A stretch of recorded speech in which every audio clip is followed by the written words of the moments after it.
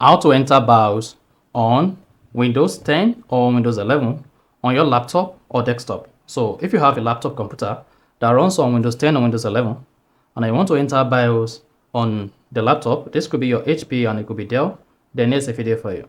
So if at the end of this you found this often informative, please don't forget to like and then subscribe. Now to enter BIOS HP laptop, all you need to do first is go ahead, shut down your laptop. So just need to go to the bottom right, then shut down your laptop. Go ahead and shut down. Make sure you save all your files. So once you shut down your laptop, the next thing you want to do is this. Go ahead and turn on your laptop. Once you turn on your laptop, before your laptop boots to the laptop screen, you want to keep pressing F10. So you need to keep pressing F10 repeatedly once turned on your laptop. So let's go. Just turn on your laptop and then go ahead and keep pressing F10. So you may need to press your F10 for more than 10 times for you to enter the BIOS setup or something similar. So just keep pressing, then you're good. So this is your HP BIOS setup.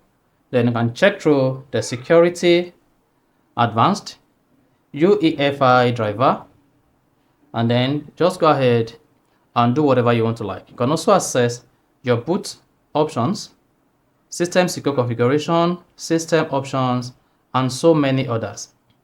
Then once you are done and you want to exit the BIOS option or BIOS system on your Windows, on HP, or something similar to this interface, all you need to do is just use the up and down arrow on your keyboard, scroll down to where you see save changes and exit. So if you make some changes to your BIOS setup on your HP laptop or Windows, just select save changes and exit.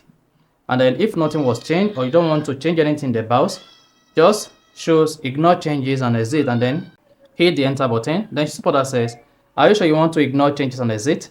Then if yes, click on the enter button again and then hang on.